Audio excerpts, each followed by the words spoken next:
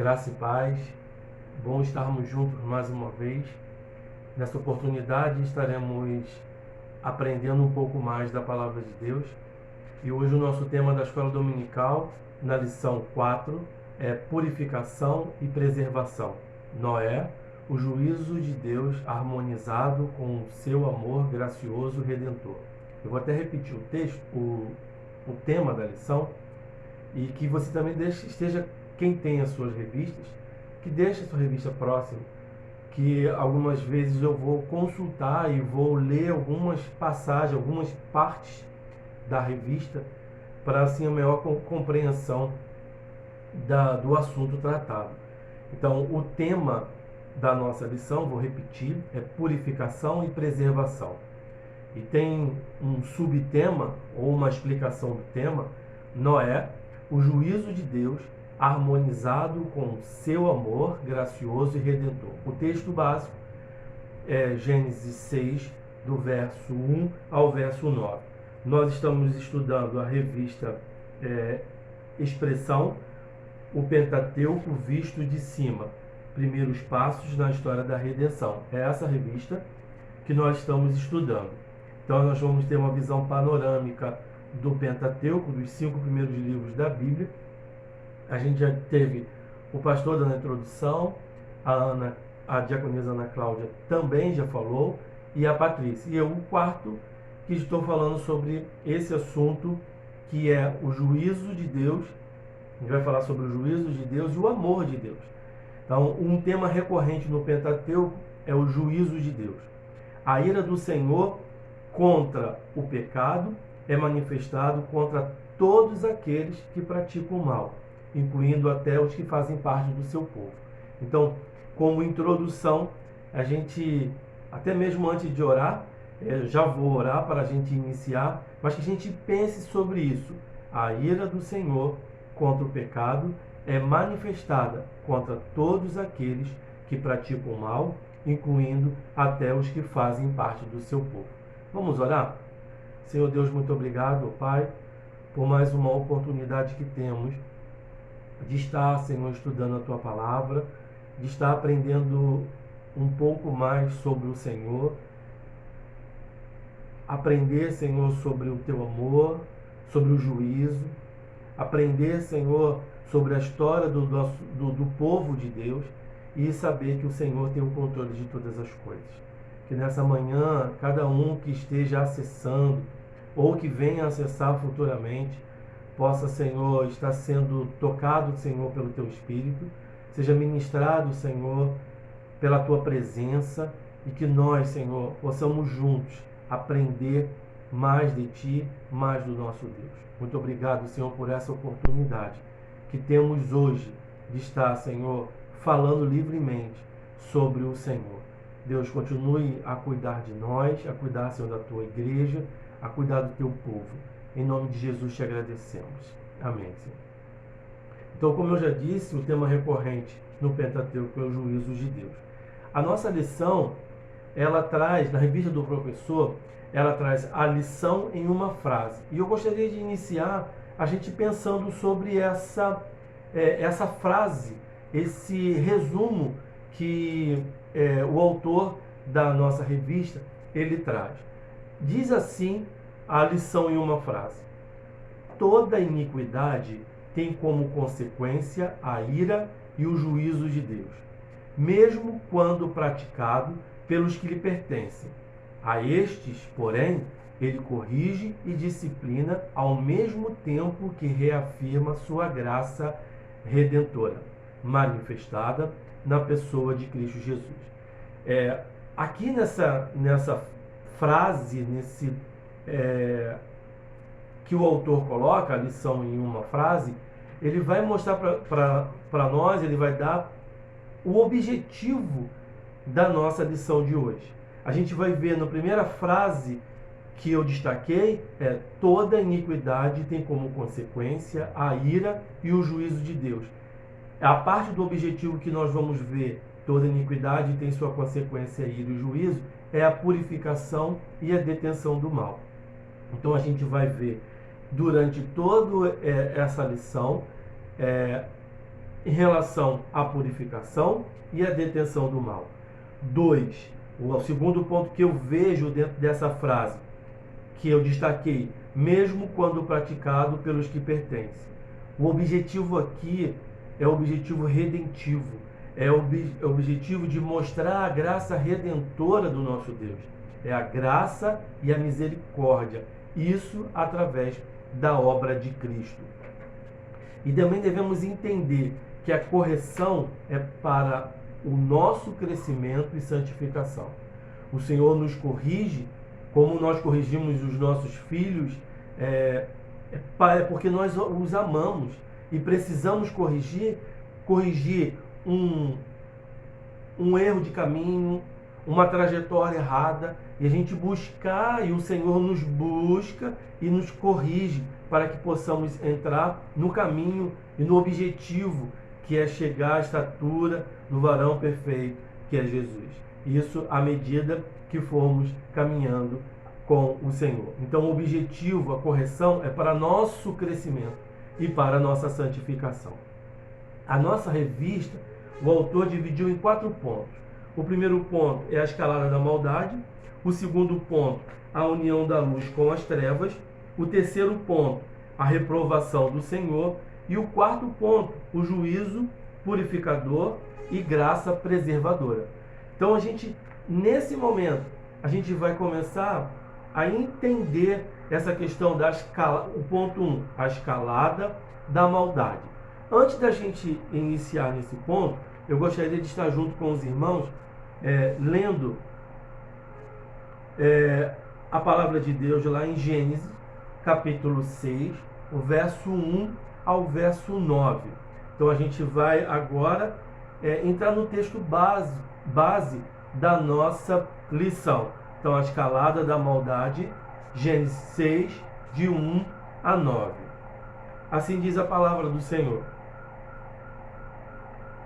Sucedeu que, quando os homens começaram a multiplicar-se na terra, lhes nasceram,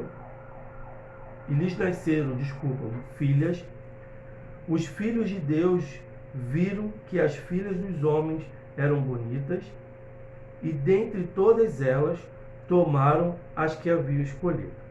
Então disse o Senhor: o meu espírito não permanecerá para sempre no homem, pois ele é carne, os seus dias serão 120 anos.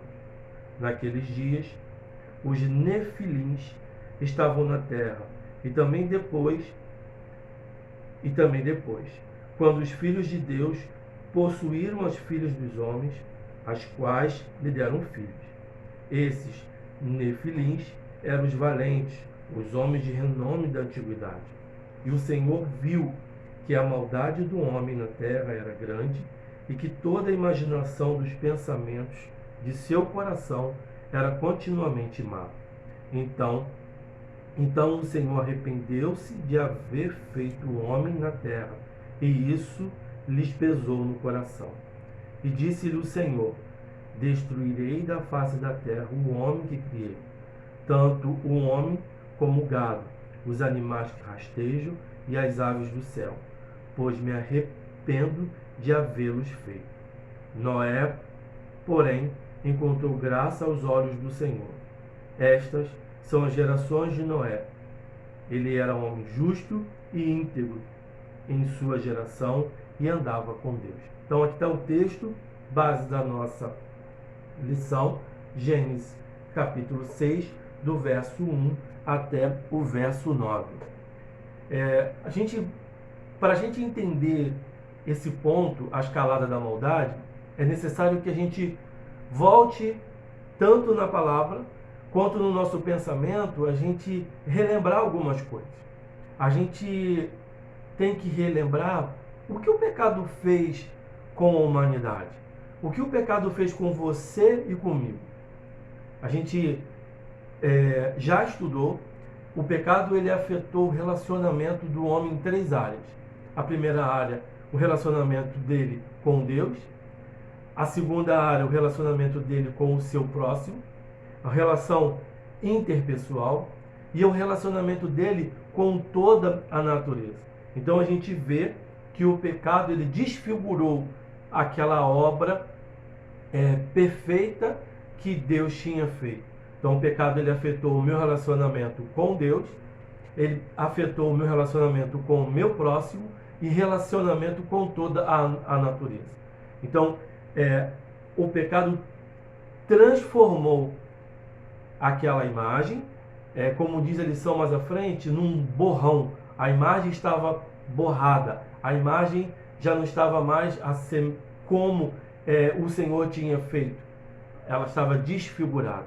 Então, se a gente voltar um pouquinho, eu gostaria que você pegasse a sua Bíblia e fosse um pouquinho mais atrás comigo. Eu não vou ler todos os textos, mas eu vou citar o que eu quero, o que a lição quis nos mostrar em relação à escalada da maldade.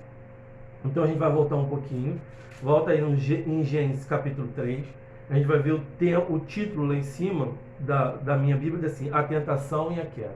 Então durante a leitura desse capítulo 3, a gente vai ver a queda do homem, a queda ocasionada pelo pecado.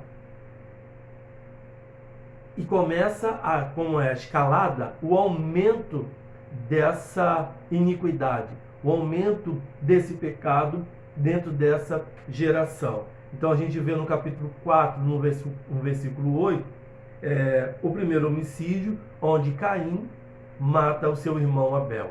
E continuando, em Gênesis 4, também no verso 23, esse eu vou ler. Então, Lameque disse às suas mulheres, Ada e Zila, dai ouvidos à minha voz, escutai, mulheres de Lameque, as minhas palavras, pois matei um homem por me ferir e um rapaz por me pisar. Então aqui a gente vê um assassinato, vê uma bigamia.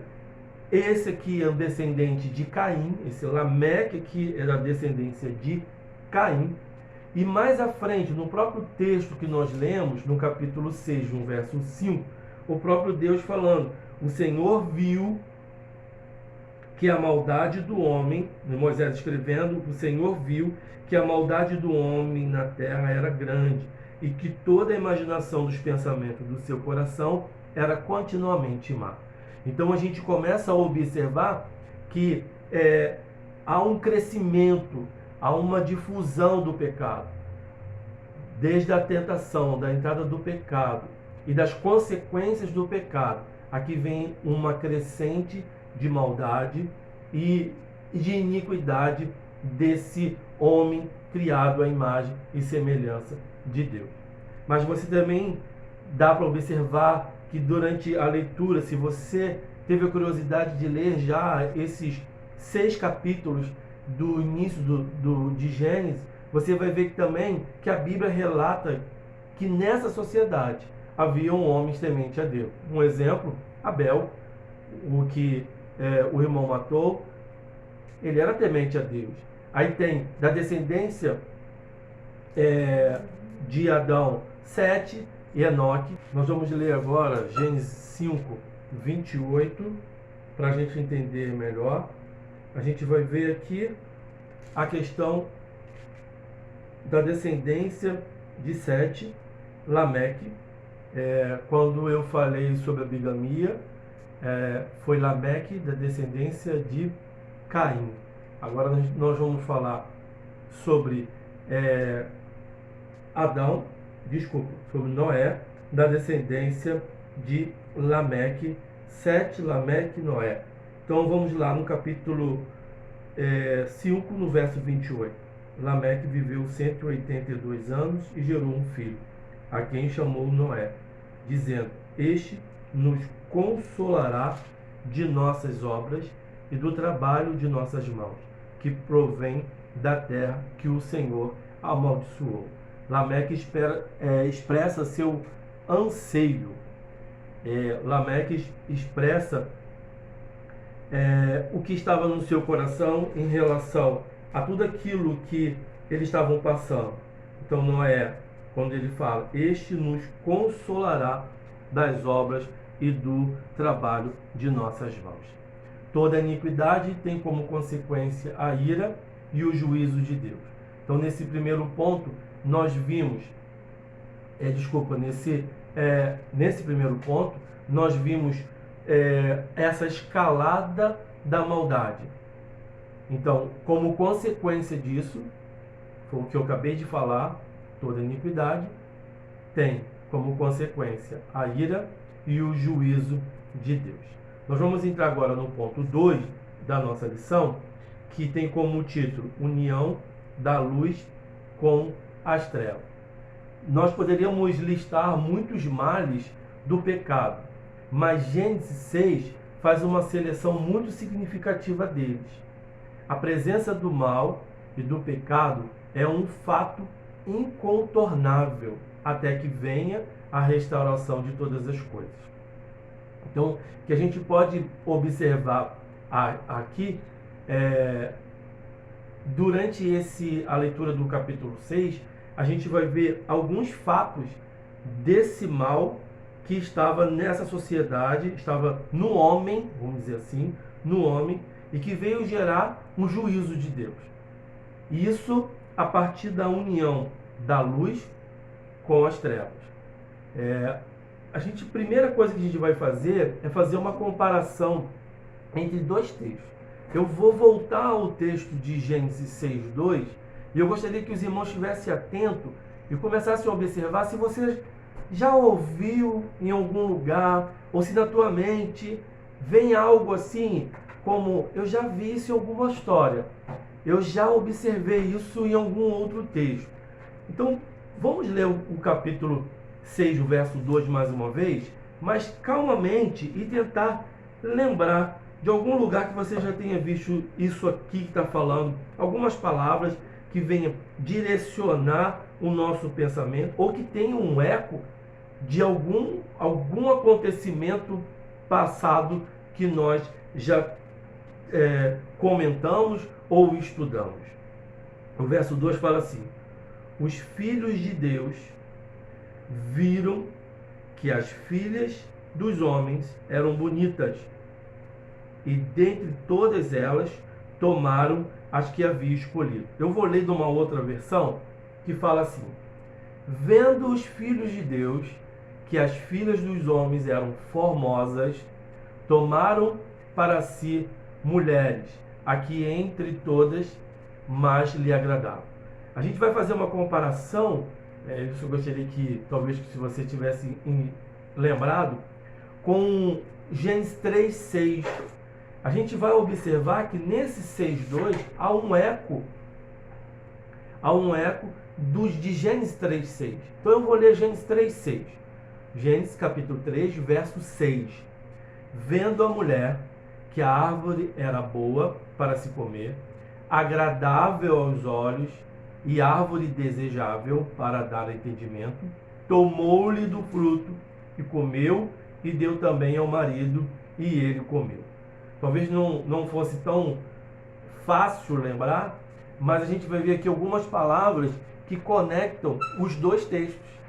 E vai mostrar que em Gênesis 6, verso 2, há uma conexão, um eco, um respingo do que Moisés fala em Gênesis 3:6. Então a gente vai ver aqui algumas palavras que a gente conecta um texto com o outro. A palavra formosa, que no capítulo 6, verso 2, diz que também no original hebraico significa boas. Se a gente voltar em Gênesis 3:6, a gente vai ver que a mulher, vendo a mulher que a árvore era boa. A origem dessa palavra em hebraico é tov, talvez eu não tenha a pronúncia correta, que significa bom, formosa. Então há uma conexão de uma coisa, de um texto com outro texto. A outra, o verbo, a gente vê que dois verbos eles estão conectando uma coisa com a outra. No capítulo 6, a gente vai ver vendo. O outro também tem a palavra vendo a mulher. Também tem o verbo tomou-lhe, no capítulo 3, verso 6. Tomou-lhe do fruto. E no capítulo 6 também tem, que diz, vendo as filhas de Deus que as filhas dos homens eram formosas, tomaram para si mulheres. E termos como agradaram e agradável. No 6:2 falam que tomaram para si mulheres, as que entre todas mais lhe agradaram. Já em Gênesis 3:6 fala, vendo a mulher que a árvore era boa, formosa, para se comer, agradável aos olhos e árvore desejável. Então a gente vê que nessa escalada da maldade, o próprio texto que nós estamos tendo como base, que tem como tema na minha Bíblia a corrupção do gênero humano, a gente vai ver que existe uma conexão, um eco da narrativa de Gênesis 3:6 com Gênesis 6, verso 2. E uma outra palavra que chama a atenção nesse texto é logo no início, quando o autor fala assim, na minha versão fala, os filhos de Deus. Eu vou ler o verso 1 para que a gente pegue um contexto, para que a gente entenda o verso 2. Sucedeu que, quando os homens começaram a multiplicar-se na terra, e lhes nasceram filhas. Os filhos de Deus viram que as filhas dos homens eram bonitas e que dentre todas elas tomaram as que haviam escolhido. Então a gente vê aqui a palavra filhos de Deus. Há uma discussão sobre essa expressão filho de Deus. Eu até estava comentando aqui em casa, eu lembrei naquele filme sobre Noé, que a gente pensa que é evangélico, mas não é. O filho, ali vem falando sobre o Filho de Deus. Ele traz uma das teorias. Naquele filme, ele fala que eram anjos que se casaram com as filhas, né? No caso, anjos que casaram com mulheres, e veio ser esses filhos de Deus. Não é por essa linha que nós vamos entender, porque a própria Bíblia, se você for ver lá em Marcos, quando os saduceus perguntam sobre a ressurreição, indagam Jesus sobre a ressurreição, a gente vai ver uma resposta de Jesus em relação a isso. Que na ressurreição, como anjos não casam e não se dão a casamento. Então, por aí, a gente já vê que a Bíblia não compactua com essa ideia. Mas a ideia que nós vamos entrar nessa discussão é que se refere à descendência da linhagem de Sete. Então vamos ficar com a proposta que diz a respeito dos homens da linhagem de Sete, que invocaram o Senhor e que, portanto, deveriam se afastar do mal. Naquela terra amaldiçoada, foram chamados para andar com Deus. Como é que a gente vai, só para a gente entender isso que eu acabei de falar, lá em Gênesis 4:26, fala assim, a Sete nasceu-lhe também um filho, ao qual pôs o nome de Enós. Daí se começou a invocar o nome do Senhor. Então essa palavra, essa expressão filho de Deus, a gente vai entender que são os filhos de Sete que deveriam se afastar do mal. Porque como eram aqueles que começaram a invocar o nome do Senhor, o povo de Deus. Então a gente tem outros versículos, como andou Enoque com Deus, e depois que gerou Matusalém, viveu 300 anos e teve filhos e filhas. Gênesis 5:22, Gênesis 5:24, andou Enoque com Deus e já não era, porque Deus o tomou para si. Então a gente vai ver situações descendentes de Sete. Só que a gente vai observar também no próprio texto que a vontade de viver, de fazer a vontade de Deus foi cedendo. E a gente, voltando no capítulo 6, o verso 2, a gente, e comparando com a primeira epístola de João, capítulo 2, verso 16, a gente vai ver algumas coisas assim interessantes. Preste atenção. vendo os filhos de Deus que as filhas dos homens eram formosas, tomaram para si as que entre todas mais lhe agradaram.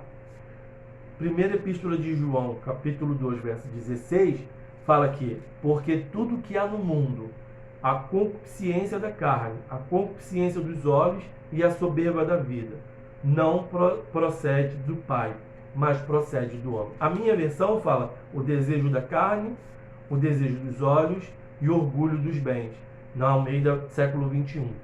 Se a gente for observar, quando os filhos de Deus, vendo a concupiscência nos olhos, tomaram para si a soberba da vida e, entre todas, mais que lhe agradaram a concupiscência da carne.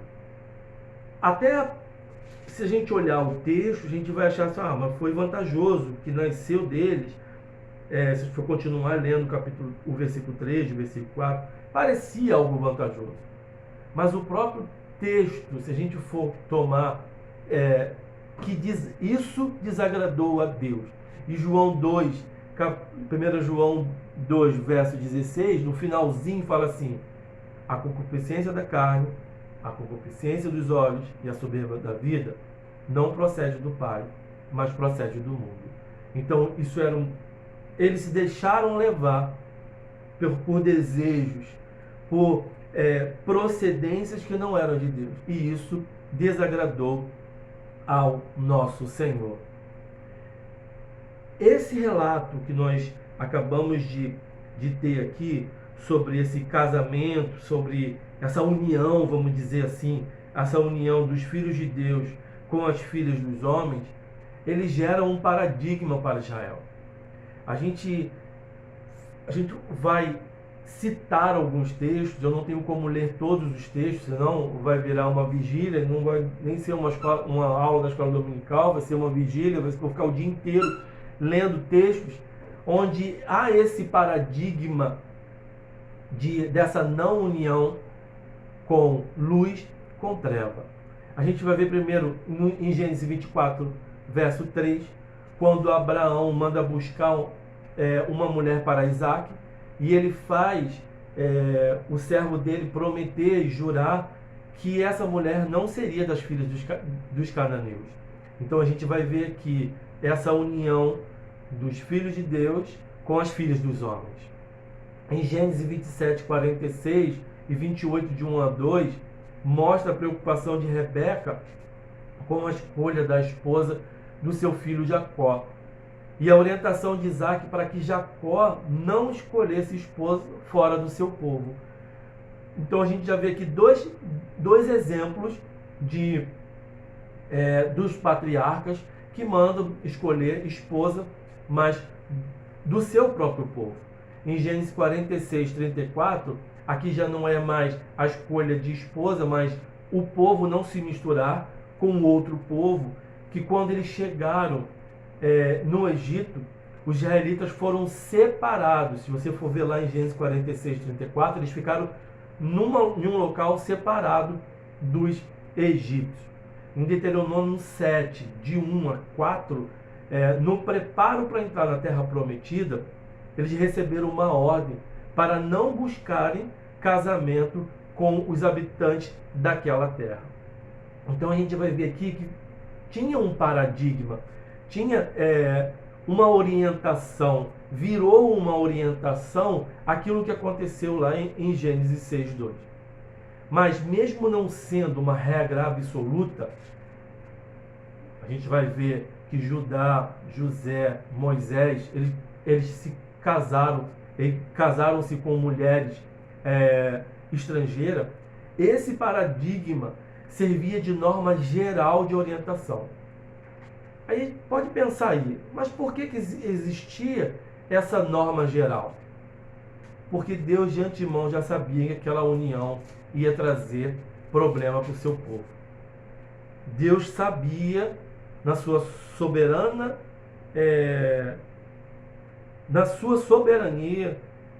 na sua onisciência, ele já sabia que aquilo ia dar problema para o povo. Um exemplo disso, em Êxodo 12:38, Quando Israel sai do Egito, com ele saiu uma mistura de outros povos. Também saiu junto com Israel. Qual é a consequência? Lá em Números, no livro de Números, capítulo 11, do verso 4 ao verso 6, mostra um povo com saudade das comidas do Egito, incitando Israel a chorar e a queixar-se do maná. Então a gente vai ver, já começa a influência de um povo que estava enxertado no povo de Israel. E isso que Deus tinha mostrado para ele vai trazer problema. As alianças não permitidas por Deus prejudicaram o povo de Deus ao longo de toda a história. Você aí em casa, estudioso da palavra, você vai lembrar que algumas alianças que foram feitas trouxeram problema para Israel. No livro de Juízes, capítulo 1, no verso 27 até o capítulo 2, verso 3, a gente vai ver que várias tribos deixaram de expulsar os povos cananeus do seu meio assim que povoaram a terra que eles estavam indo. E isso veio provocar a ira do Senhor. Agora, chegando no Novo Testamento, dessa união de luz com as trevas, a gente vai ver com Judas, o discípulo. Judas entrou em acordo com os líderes judeus para trair e entregar o mestre. Está em Lucas 22, do verso 3 ao verso 6. Olha só que Paulo diz, lá em 2 Coríntios 6, 14 a 15. Não vos ponhais em julgo desigual com os incrédulos, porquanto que sociedade pode haver entre a justiça e a iniquidade? Ou que comunhão a luz com as trevas? Que harmonia entre Cristo e o maligno? Ou que união do crente com o incrédulo? É um texto que vem. Que comunhão há nessa união? Logo, essa união que nós vimos, voltando lá em Gênesis 6, essa união desagradou muito ao Senhor. Ao ponto de, no versículo 6, no verso 5, o Senhor falar: viu que a maldade do homem na terra era grande e que toda a imaginação dos pensamentos do seu coração era continuamente má. Então, ali naquele momento, a gente vai começar a estudar, a partir do próximo ponto, o juízo de Deus. O ponto 3 vai falar sobre a reprovação do Senhor. A presença do pecado não se limita aos males causados. Muito mais significativo é que ele desperta o desfavor. Eu fui procurar, quando eu estava lendo esse ponto na revista, eu fiquei pensando sobre desfavor. Nós conhecemos as consequências do pecado, foi o que eu li aqui anteriormente. A presença do pecado não se limita aos males causados, às consequências do pecado, mas muito mais significativo, ele desperta o desfavor. Desfavor é a perda do favor de que se desfrutava ou que se desfruta junto a alguém. E o texto que a gente pode, muitos têm já decorado, que é Isaías 59, 2. Se você abrir a sua Bíblia aí, em Isaías 59, 2, você vai ver o que está escrito na palavra de Deus. Mas as vossas iniquidades fazem separação entre vós e o vosso Deus, e os vossos pecados encobrem o seu rosto de vós, para que não vos ouça. Então, as vossas iniquidades fazem separação entre vós e o vosso Deus, e os vossos pecados encobrem o seu rosto de vós, para que vos não ouça. Então, Isaías 59, verso 2. O desfavor aqui está ligado na separação, está ligado aqui em cobrir o seu rosto para que não nos ouça. Esse é o desfavor. E durante todo a reprovação do Senhor, a gente vai ver que o pecado atenta contra alguns princípios, alguns propósitos, e a gente vai estudar. São dois propósitos. O primeiro propósito que a gente vai ver é que o pecado atenta contra o propósito de Deus para com o homem. Qual era o propósito de Deus para o homem? Por que Deus nos criou? Nós fomos criados para quê? Nós fomos criados para adorar e glorificar a Deus com as nossas ações. Então, adorar e glorificar a Deus com as nossas ações. Quando pecamos, é contra a glória de Deus que atentamos. Quando nós estudamos no Salmo de número 51, a gente, durante toda a quinta da palavra, a gente veio discorrendo que o pecado, ele quebra a aliança que nós fizemos com o nosso Senhor. Então, o pecado, ele atenta contra a glória de Deus. Na revista, na página 17, tem uma parte muito interessante que eu gostaria de ler. Fala assim: a humanidade não lembrava em nada a beleza e a glória que ela foi criada para expressar. E agora era um borrão cheio de maldade, violência, sensualidade, algo que só merecia a destruição. Então, até no início eu falei sobre a questão da beleza, que agora era um borrão cheio de maldade, porque o pecado ele deixa a pessoa feia, vamos dizer assim. Borrão cheio de maldade, isso é coisa feia. Maldade, violência, sensualidade, algo que só merecia o quê? A destruição. Várias vezes vemos o povo de Israel nessa condição, agindo de forma muito contrária àquela esperada e provocando a ira destruidora do Senhor. Então, a gente vai ver que a própria história de Israel, ela mostra em algumas situações que essa beleza, ela foi destruída, tornando-se um borrão cheio de maldade. A gente vê o exemplo no Monte Sinai, enquanto Moisés estava recebendo as tábuas, o povo estava se corrompendo, pedindo a Arão que fizesse um bezerro de ouro. E isso está lá em Êxodo 32, e eu gostaria de ler o verso 9 e o verso 10, que diz: disse mais o Senhor a Moisés: tenho visto este povo, e eis que é um povo de dura cerviz.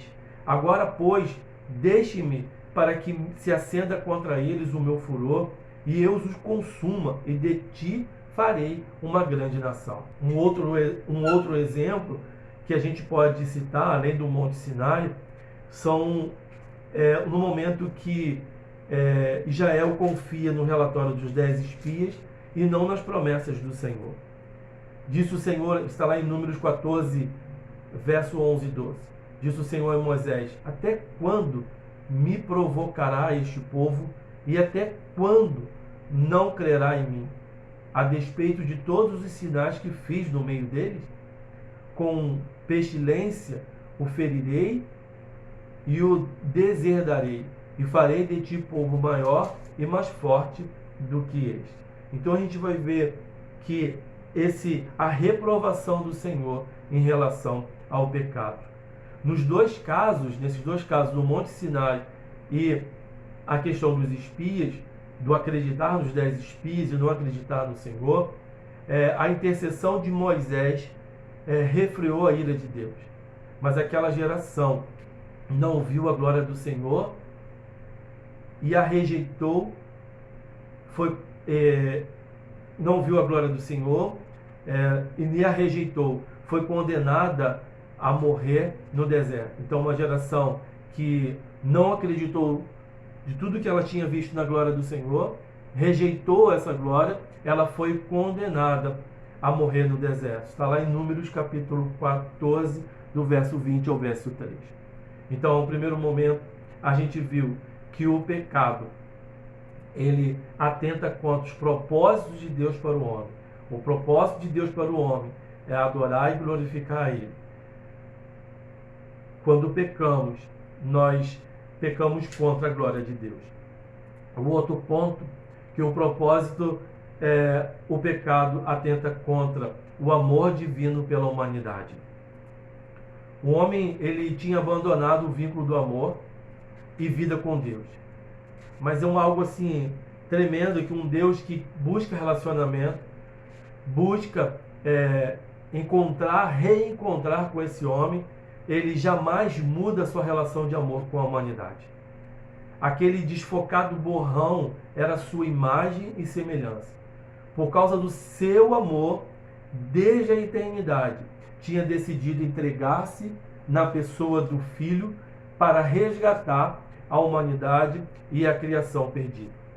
A gente, quando leu Isaías 59, 2, a gente, logo no início, o texto fala que as nossas iniquidades faz separação entre Deus Santo e o homem pecador. Mas se a gente parar por ali, ou se a gente ler o texto restante das consequências disso, o desfavor de não ser ouvido, mas ao mesmo tempo a gente vê ali a justiça de Deus, né, porque Deus é justo e santo, mas a gente também vê o amor de Deus. O amor de Deus que desde a eternidade ele planeja o nosso resgate através de Cristo Jesus. A gente vê através da substituição, que é através do sacrifício de Jesus. Então, esse amor, ele não muda. Deus, por mais que o homem ele venha abandonar o vínculo do amor e vida com Deus, nessa relação, Deus não muda a questão do seu amor. Então, hoje, a gente vai entender a justiça e o amor.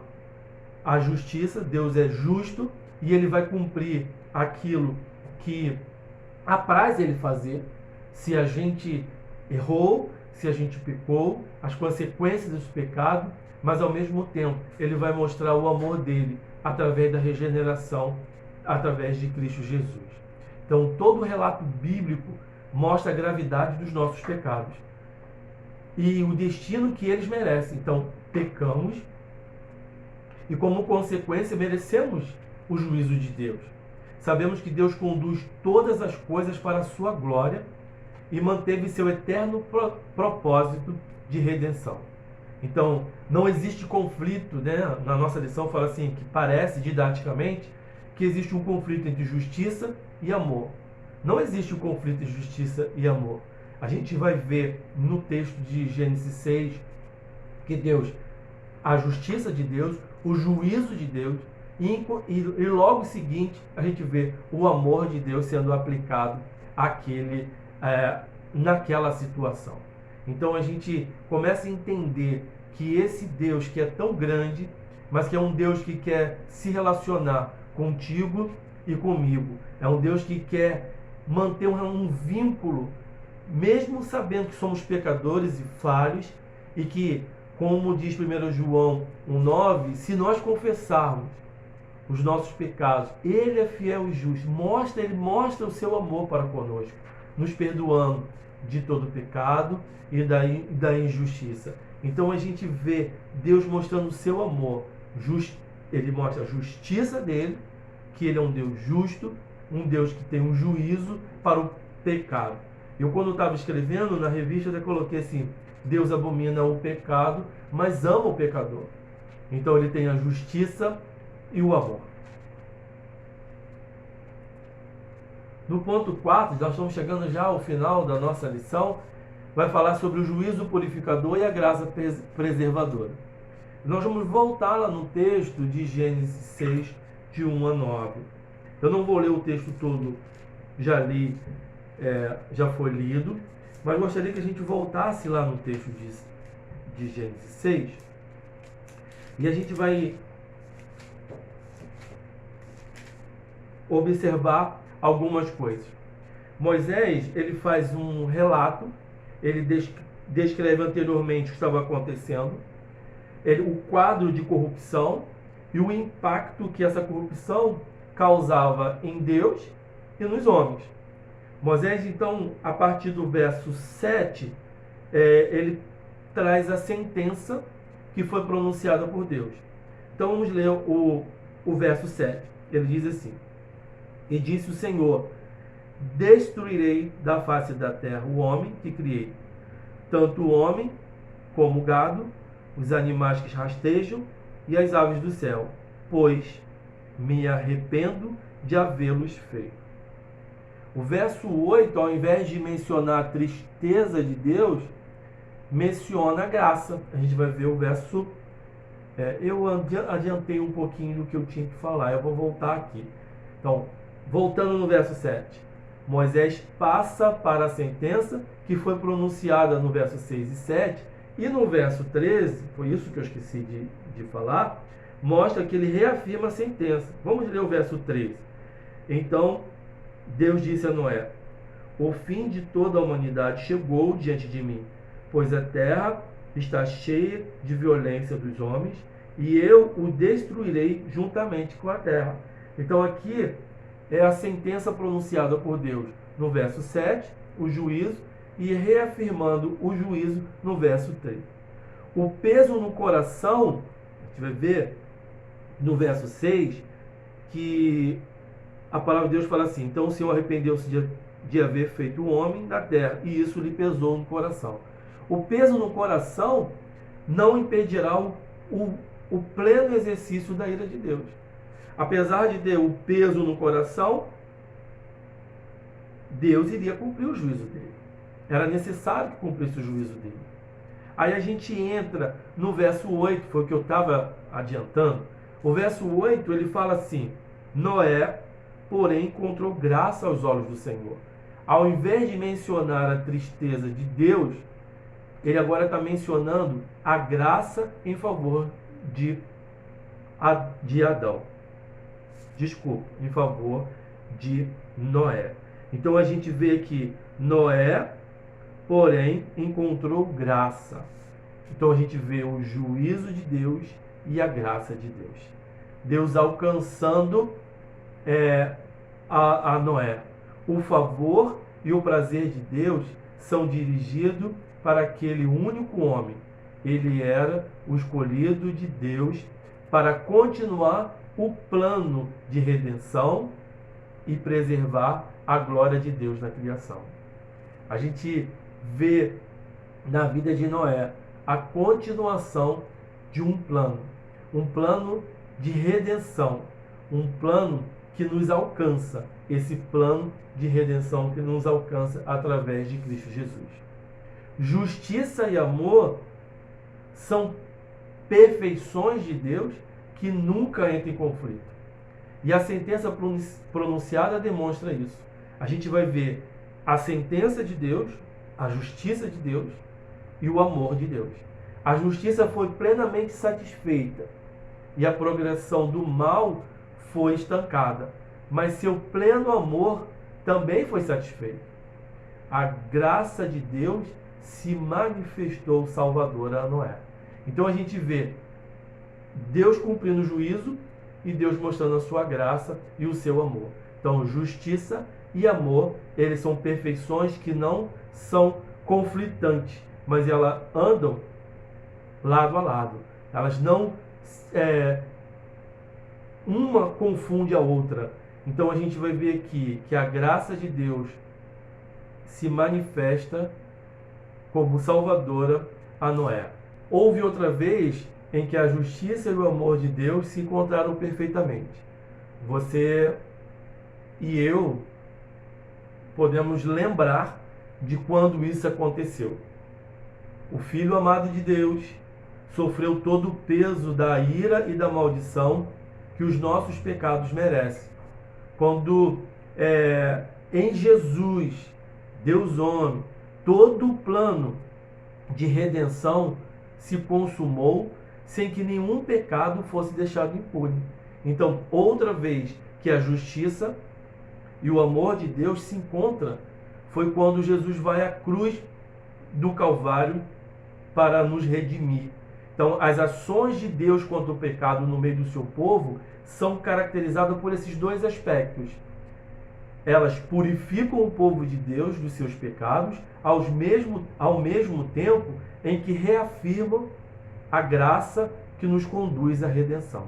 Então isso assim é maravilhoso entender isso. Então, esses dois aspectos de justiça e de amor purificam o povo dos seus pecados, ao mesmo tempo que reafirma a graça que nos conduz à redenção. Então, diante disso que nós estudamos, a gente pode, nesse momento, parar e pensar um pouco sobre aquilo que tudo que nós entendemos no dia de hoje sobre purificação, sobre o amor, sobre a justiça de Deus e o amor de Deus. Então a gente vê que até foi vou até repetir essa questão aqui no último momento que eu falei. Então, a justiça e o amor, eles nos purificam dos nossos pecados, né? No caso, ele faz com que a gente lembre, eu estou lembrando do Salmo 51, da dor que Davi sentiu logo nos primeiros versículos, do pecado que ele tinha cometido, mas mais à frente vem mostrar a graça redentora do Senhor, a transformação da vida dele. Então, logo no início, nós falamos sobre entender que Deus nos corrige através da justiça dele, mas também mostra seu amor para nós. E esse amor faz com que a gente cresça, faz o nosso crescimento e a nossa santificação. Então, o Senhor, através do amor, ele reafirma a graça que nos conduz à redenção. Eu gostaria de estar lendo com os irmãos a conclusão da nossa revista. Nós estamos chegando ao final, então nós temos a conclusão e a aplicação. A conclusão da revista diz o seguinte: na lição de hoje, vimos que o pecado que escraviza a humanidade perdida muitas vezes também se manifesta no meio do povo de Deus. A gente viu isso. A gente viu os filhos de Deus sendo influenciados por aquela situação. Tal ocorrência provoca especial tristeza no Senhor e requer ações de juízo e purificação para que o mal seja refriado. Então, justiça e purificação para que o mal seja refriado. É a questão de você... a justiça de Deus, ela vem mostrar para a gente que nós estamos errados e que precisamos nos corrigir. Então, aprendemos que o justo juízo de Deus está perfeitamente harmonizado com seu amor gracioso e redentor. A mais clara manifestação desse acordo se viu na cruz de Cristo, mas também se vê no modo como Deus disciplina e corrige seus filhos. Então, querido, se você está passando por uma disciplina do Senhor, creia que isso é para o seu crescimento. É hora da gente parar e olhar para a cruz de Cristo. Olhar da onde vem o nosso Salvador, ao nosso resgate, do sacrifício, da morte e ressurreição do nosso Senhor. A gente pensar em tudo aquilo que foi aquilo que eu falei quando eu preguei, a gente voltar nosso pensamento para a cruz de Cristo. Olhar para a redenção que nos dá esperança, que é a presença do nosso Senhor. Então a gente vê que nós aprendemos hoje sobre a justiça e o amor, que são princípios que não se confundem, princípios que não há conflito entre eles. Deus nos corrige e Deus mostra o seu amor. Como aplicação, nós crentes devemos manter nosso compromisso de andar com Deus e nos afastar do mal. O pecado e a corrupção que nos cercam devem ser combatidos em nosso meio. Devemos também estar prontos para receber com paciência os atos de disciplina do Senhor e saber que por meio deles o Senhor nos purifica e faz crescer em santidade e obediência. Então nós vivemos numa sociedade, no meio, e devemos lutar contra isso, nos afastar do mal, mas ao mesmo tempo entender que estamos prontos para receber com paciência os atos de disciplina do Senhor. Porque o Senhor nos disciplina, porque Ele ama, Ele nos ama. E o Senhor quer nos purificar. E essa purificação, Ele nos faz crescer em santidade e obediência.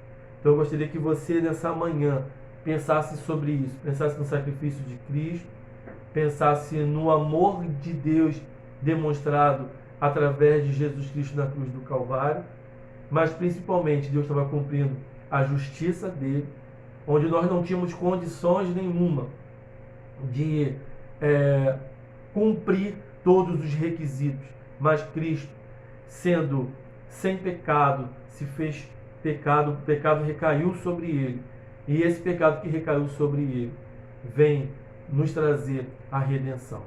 Eu gostaria que você pensasse sobre isso durante esse dia, você estivesse meditando sobre aquilo que nós estudamos hoje. E o meditar é você trazer à sua memória aquilo que você, no seu coração, aquilo que está no seu coração em relação ao Senhor. Pense na justiça de Deus. Durante todo esse domingo, pense sobre a justiça de Deus. Pense sobre o amor de Deus. E veja aquilo que o Senhor tem feito na sua vida. Veja muitas vezes a disciplina.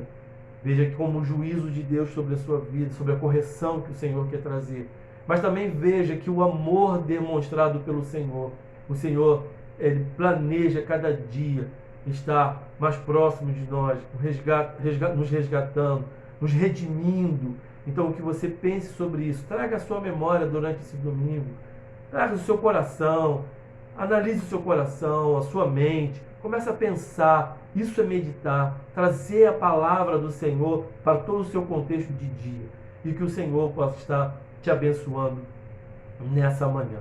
Muito obrigado mais uma vez de ter essa oportunidade de estar ministrando essa lição da escola dominical. Agradecemos a Deus por isso, agradecemos essa oportunidade que o Senhor nos dá. Vamos orar?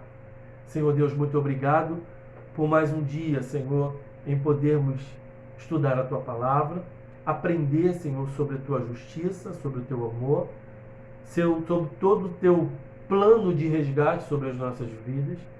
Deus, que o Senhor, como um Senhor soberano sobre todos nós, é aquele, Senhor, que tem guiado as nossas vidas. Eu lembro, Senhor, dos nossos queridos que estão passando por dificuldade de saúde. Pedimos a Ti a Tua graça sobre a vida deles, Senhor, a Tua bênção, Senhor, sobre a vida deles. Deus, que o Senhor possa estar curando, se for da Tua vontade, que o Senhor possa estar consolando os corações daqueles que estão enlutados, e que o Senhor possa cada dia nos trazer à memória, Deus, a Tua palavra, e que possamos, Senhor, a cada dia estar meditando em Ti, sobre tudo aquilo que o Senhor tem feito, daquilo que o Senhor é, todos os ensinamentos que nós temos aprendido. Ele possa, Senhor, estar, Senhor, no nosso coração e possa estar, Senhor, na nossa mente. Possa sair do nosso coração para a nossa mente e, Deus, a gente possa estar pensando e analisando, Senhor, a nossa vida conforme nós estamos. E pedimos a Ti que o Senhor nos ajude. Sabemos que o Senhor a cada dia tem nos ajudado a vencer as nossas dificuldades. Muito obrigado por tudo. Obrigado, Senhor, pela Tua presença nas nossas vidas.